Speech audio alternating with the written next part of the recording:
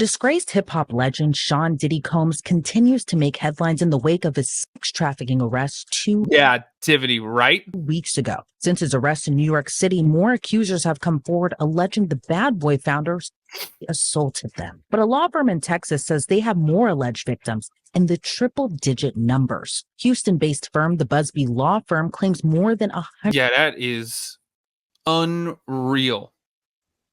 people have come forward with allegations they were assaulted by Diddy. One is too many. 120? Man, you crazy as hell for that. And his associates. Attorney Tony Busby of Busby Law Firm made the claim last week on his firm's Instagram page. According to Busby, the acts allegedly took place at hotels, private homes, and at Diddy's freak-off parties. Yo, that's crazy. In 2024, we've got lawyers that are making announcements on their Instagram page. You what? Is that crazy to anybody else? Like, imagine 20 years ago, your lawyer's like, hold up, I got to post this MySpace bulletin because we're looking for jurors. What?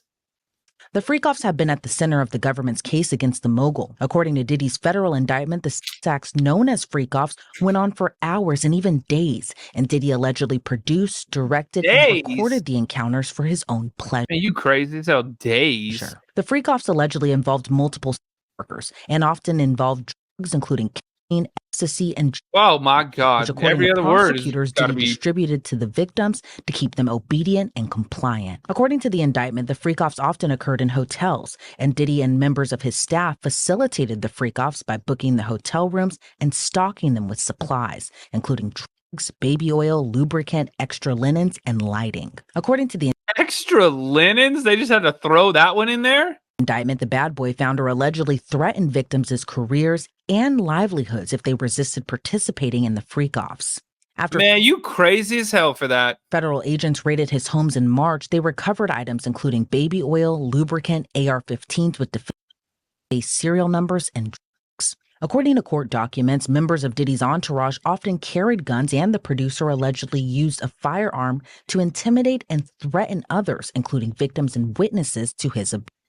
According to attorney Tony Busby, the individuals they are representing, which include men and women, many were minors when the abuse occurred. In his statement, Busby wrote, some of these brave individuals reported the incidents to police, others did not. While at this time we don't know the full extent of the claims, Busby went on to write, each individual story is gut-wrenching and heartbreaking. He wrote, the violations against this group of individuals are mind-boggling and can only be described as debauchery and depravity exacted by powerful people against minors and the weak. Initially, when Busby first came forward with the assault claims against Diddy and his associates, he said his firm was representing more than 50 people, but that number has since doubled when his law firm encouraged 50.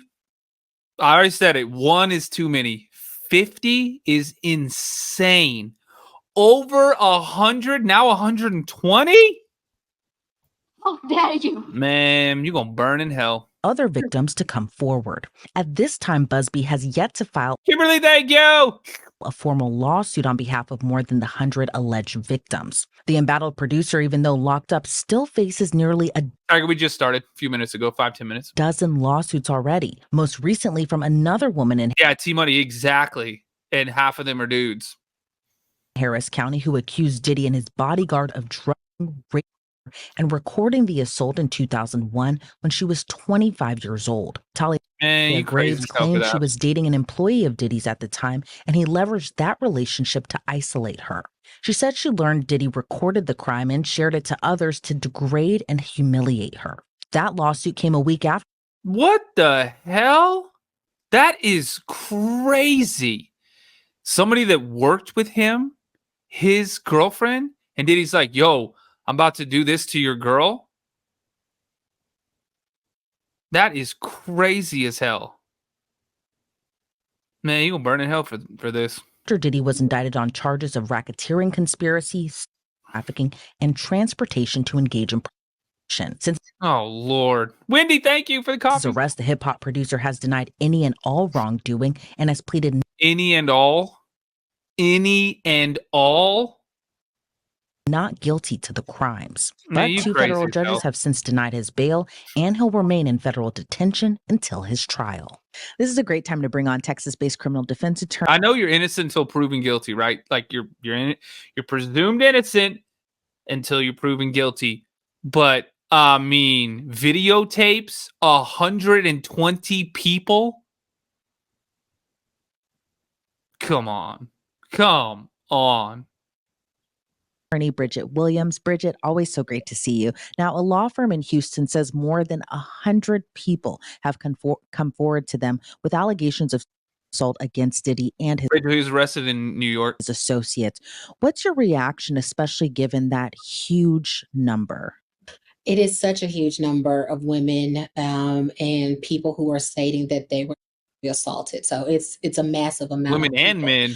My first thoughts are whenever a federal crime is brought against a person, it's not because the federal government has a minute amount of information. They have an overwhelming amount of information to present against this person.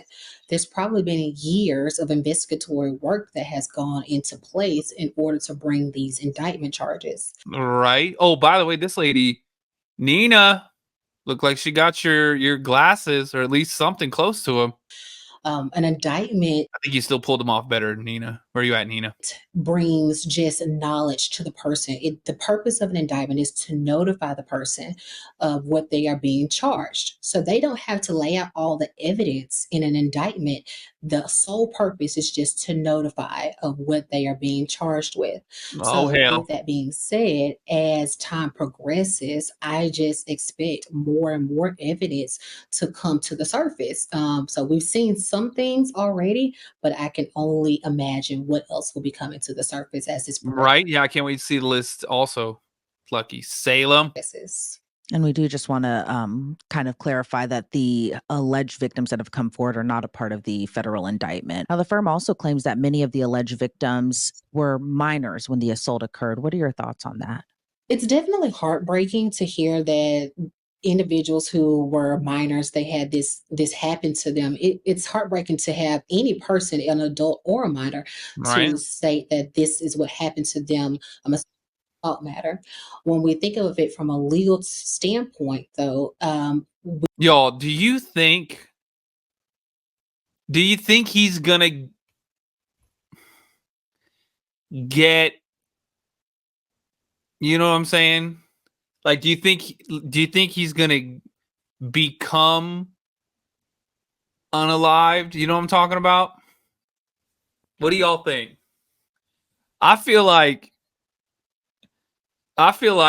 man, this could get crazy as hell. Imagine. I saw the press conference earlier today. It was crazy as hell. That attorney was like, "Oh hell no, we're not going to release names yet." But he goes, "I know these names. You know these names. These are like big people." And I was like, "Oh hell, this is crazy as hell." Puff Daddy's good. They're gonna pull a Breaking Bad, make him look like Gustavo Fring. You know what I'm talking about? He's being there. Some dudes are gonna be like, man, that would be crazy as hell. I mean, I don't know. But I'm just saying. By the way, I have been rewatching Breaking Bad, in case you were wondering. So let's continue, shall we? we have the statute of limitations here in Texas for assault varies Oh yeah, I could tell she's from Texas. Texas. from a criminal offense and Amen. from a civil standpoint. So on a criminal side, an individual who states that they've been assaulted as a minor, they do not Oh have a no, statute there's of no statute of limitations to limitations. bring forth a criminal case. Nope. So at any time, they can bring forth a criminal case of assault.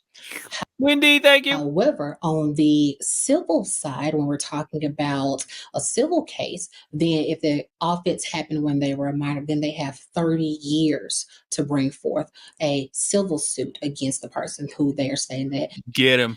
caused this assault case.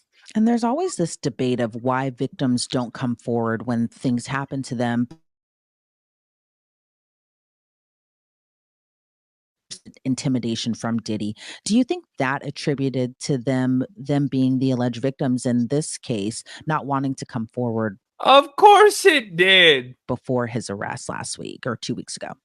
Absolutely. I think that is all. He used that same kind of power to, well, allegedly use that same kind of power to do it in the first place. Oh, you want a record deal? Oh, you want this, that, whatever? Always a key factor when we talk about alleged victims in assault cases. There's always a matter of they feel intimidated, or they don't feel safe, or they don't feel enough confidence to face their accusers, because those individuals in a criminal matter, That's they may be heartbreaking too. asked to testify in a trial setting. They may be asked to give a statement that will go into evidence and discovery that goes to the defense counsel, and the defendant may be able to read those statements, right?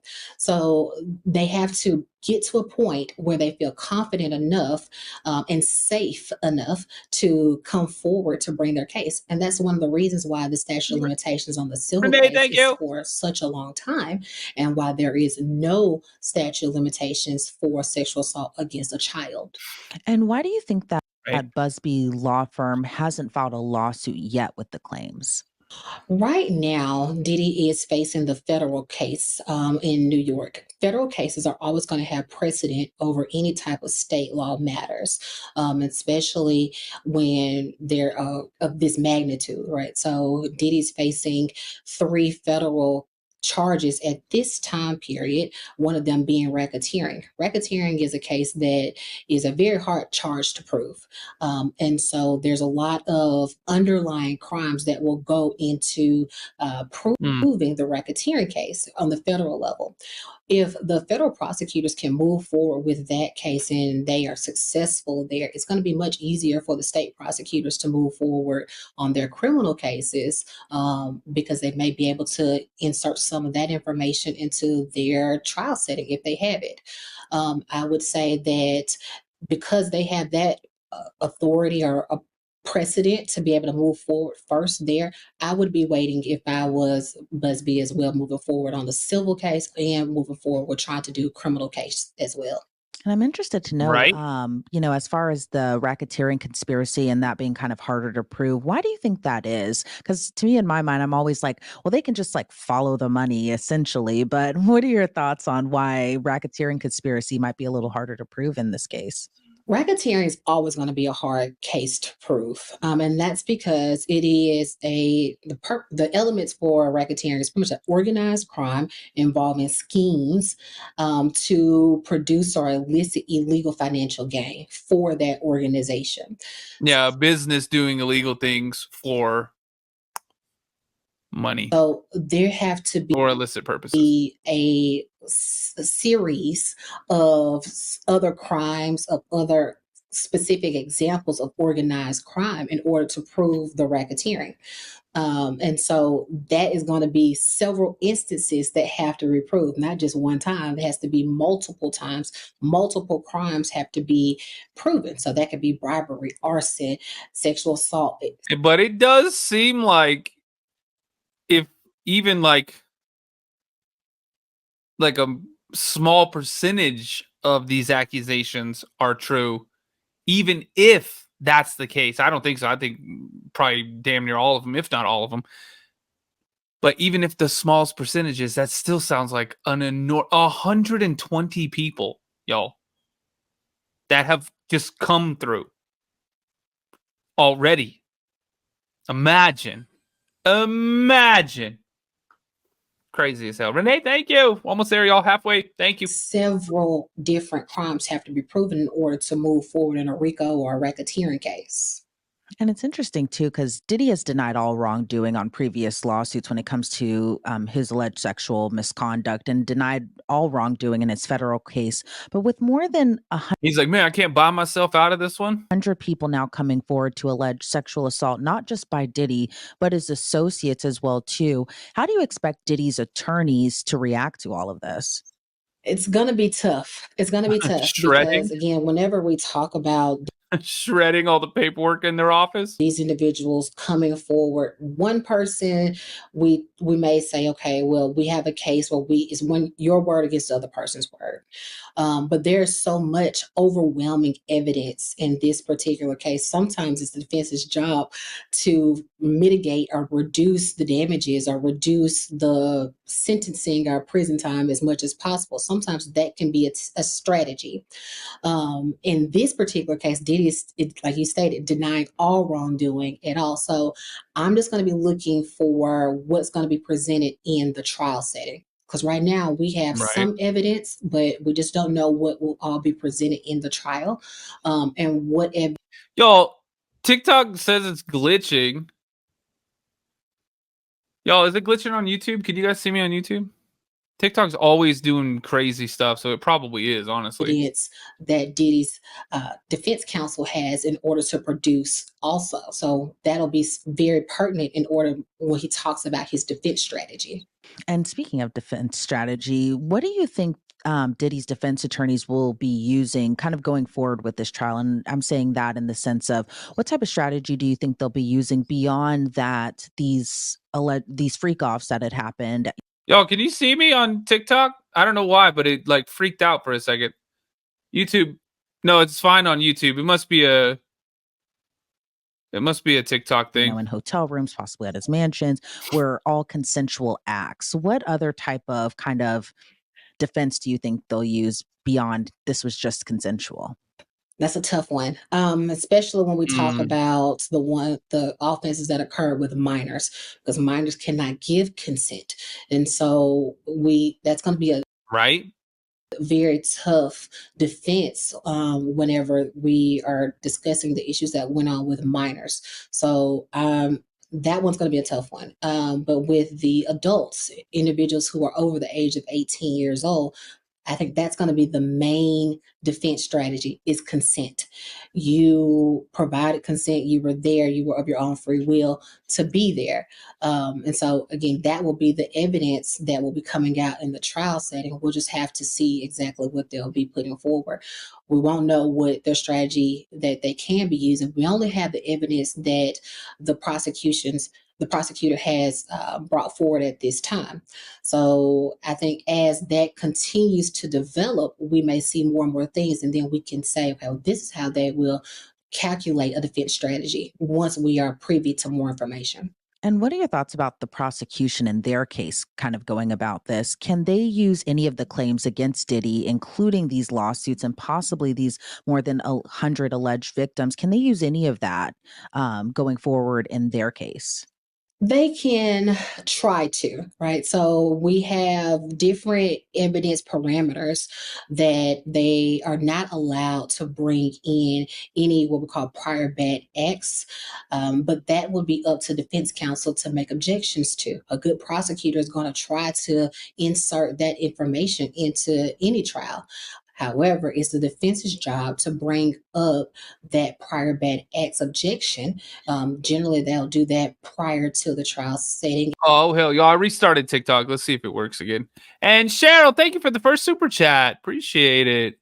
Very, very cool. Thank you for supporting the show. Outside the view of the jury, and it'll just be in front of the court, and the judge will make a ruling on if that will be acceptable to bring into evidence, to bring into a trial, and if it will be tainting to a jury, if it is more damaging or not to the jury to hear that evidence. So that's completely up to a judge to decide. And one thing that always kind of sticks out to me in this particular case is that, the federal government alleges that Diddy didn't act alone. He Oh, yeah, that part. Yo, TikTok, is it working? As you guys coming in, tap the screen again. kind of was the head of his associates who kind of acted on his behalf. But now, Kimberly, thank you. with some of these lawsuits that are coming out, there are other people in Diddy's camp that have been kind of named in these lawsuits as far as either being perpetrators or knowing about Diddy's alleged crimes. What are your thoughts on just the whole act? When the guy in the press conference even said that, he goes, we're going to be going after businesses. Like if a hotel or a pharmaceutical company, he said, was paid in cash to keep things off the books and stuff like that. I was like, oh, hell. This is crazy. Aspect of his associates also being kind of involved in this. And I'm not talking about like celebrities who have attended his parties or anything like that, but people in Diddy's camp who have also kind of been accused of also kind of participating in these illegal acts. Those individuals who are being accused of these illegal actions, I feel like they will go towards the racketeering case. That is just another way to build that there was an organized crime, a scheme that was going on this entire time in order to create additional illegal financial gain for the organized crime. So all of those individuals being named, those names will come out, what they did, what Diddy's involvement was with them and what they did, and their involvement in Diddy and what he did. All those things will come out in trial. And so I think that goes to moving forward with the racketeering case. That goes to proving the racketeering case. So that would be something that I'm looking to the prosecution and their racketeering case in chief to be bringing out those individuals. It's also been interesting that Diddy's attorney, Mark Agnifilo, has been kind of adamant that his client will take the stand in his own trial. What are your thoughts on that, given? Man, that would be crazy as hell. By the way, TikTok, I see a bunch of new people coming back in. Y'all hit the follow button if you're new here. My name's Patrick. If you like true crime, we're live every single night. We're live on TikTok. We're live on YouTube right now. Rumble, X. We're live on everything. So if you want to find the YouTube channel, The Mystery Project, you can actually see the videos that we're watching too. On TikTok, you can only hear them, and I just put people behind me green screen. But on YouTube, you can see the videos. So you guys come over to YouTube, The Mystery Project, subscribe, come hang out, come watch it. Let's keep going. You know, isn't it criminal defense? Hit that follow button on TikTok too, y'all. It's Attorney 101. Don't put your client on the stand. So I just kind of want to know what your thoughts are about if Diddy takes the stand, what that could look like, and if this is something you would advise him to do. As defense attorneys, it's our job to advise the client. And so we give them advice and tell them, okay, well, I don't think this is a good idea if you take the stand. Right. Because but ultimately they get to decide. Can happen. This can happen. All of these negative things can happen. However, it's the client. It's their right. If they choose to move forward, it's their case. If they want to move forward with taking the stand, then it's their case. They have the choice to do that or not. Now, if I was Diddy's counsel, I would make sure that I have warned him, and I'm sure he has warned him of all of the implications that can come along with someone who is taking the stand as the defendant.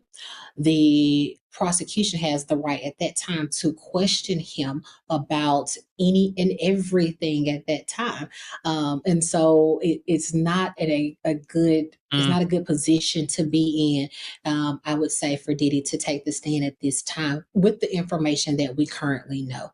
Again, as this continues to move forward and additional information comes about, then it may be something that may be to his interest to take the stand. But at this current time, with the information that we have, I don't think that it's a good idea for him. All right, Bridget Williams, I always appreciate your insight. Before I sign you off, anything else about this case that you would like to add? The individuals here in Texas who are stating now that they are bringing forth claims against Diddy for assault, they're fighting their own battles. They're going to have their own battles to fight against Diddy, separate from the individuals in New York. And that's because, again, their battle here is going to be fighting against the statute of limitations here in Texas on the civil and the criminal side. And so they're going to have to work with their attorney, and that attorney is going to be looking at when these offenses occur, or when did they say that they did occur. And that's how he'll know if he's able to move forward on the civil case or criminal case against Diddy here in Texas. All right, Bridget Williams, thank you again so much for your time today. I really appreciate it. Thank you so much. Sean Diddy Combs remains behind bars. However, his attorneys have filed an appeal. Combs is slated to appear in court again next week on October 9th.